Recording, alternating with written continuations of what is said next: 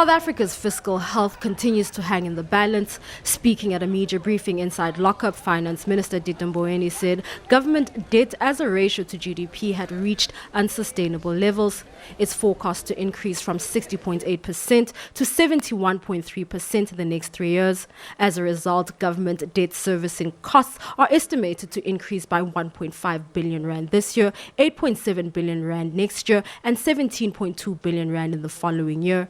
Mounting debt servicing costs and a widening budget deficit eat into the country's economic growth potential and erode government's ability to provide basic services.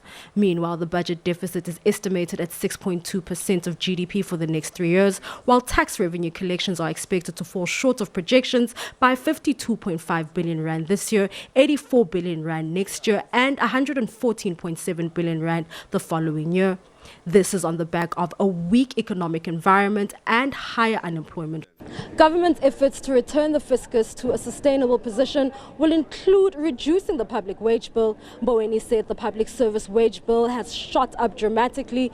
It currently accounts for 35% of the budget, while salaries for civil servants have increased by 40% over the last 10 years.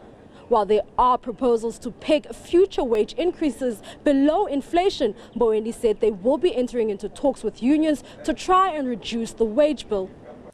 This comes after he outlined in the February budget speech plans to encourage public servants to take early retirement without penalties.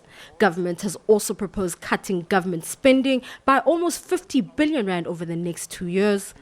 It's also set the expenditure ceiling at 2.9 billion rand this year, 9 billion rand the next year, and 16.5 billion rand the following year.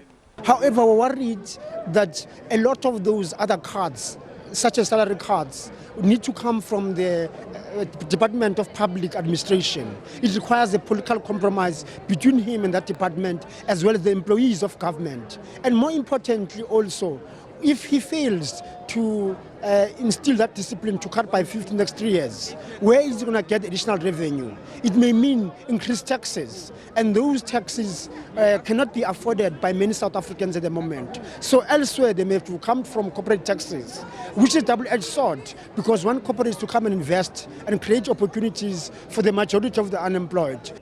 Mbalenhle Mthethwa, SABC News, Parliament.